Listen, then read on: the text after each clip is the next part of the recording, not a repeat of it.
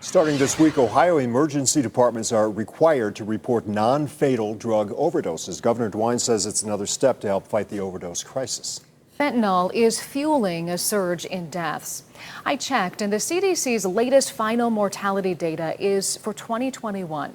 You can see the skyrocketing number of synthetic opioid deaths, more than doubling within 3 years. And more real-time numbers from local agencies show it is not slowing down. In Portage County, the coroner's office tells me they had 46 drug intoxication deaths last year, 24 related to fentanyl. They tell me it appears fentanyl is the drug of choice, saying the drugs most often seen in toxicology screens for illicit drug use are fentanyl, meth, and cocaine, in that order. It underscores the importance of awareness about the drug, its potency and prevalence. And that's exactly what two Portage County teens tell me they're trying to do at their high school in Rootstown and beyond.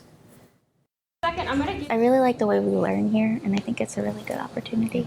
Biomed Science Academy is a K-12 STEM school in Portage County that also offers education in medicine. Have you guys been friends for a while?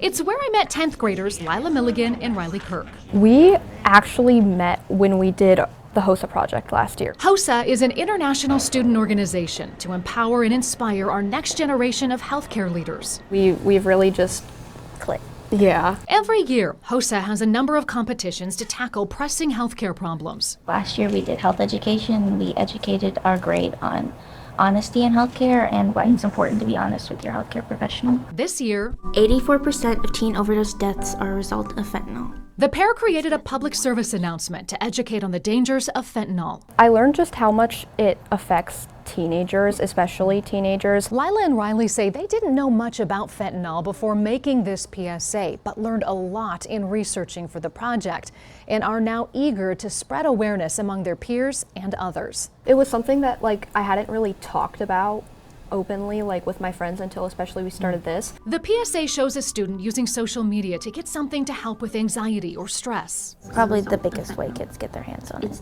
The DEA reports lab testing indicates 7 out of every 10 counterfeit pills the agency has seized contains at least 2 milligrams of fentanyl, considered a potentially deadly dose.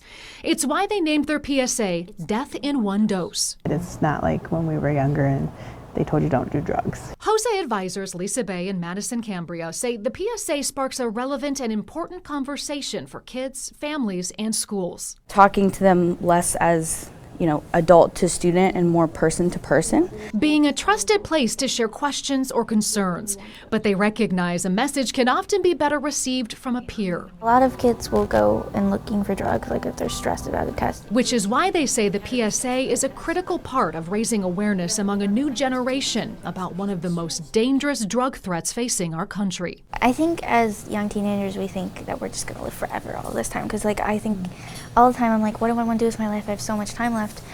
But the fact that one little thing could just end it completely, death is really real and it can happen in one dose, and I think that's what I really want everyone to take away from it. So Riley and Lila have created an Instagram page to share their PSA and fentanyl facts. And also, we are wishing them good luck as they compete this week at the state HOSA competition, hoping to advance to the nationals with their PSA. So I just really admired. They reached out to us too and said, hey, will you air our PSA? And I said, I'd love to. We'd love to talk to you too to help spread your message too. So insightful, smart at that age.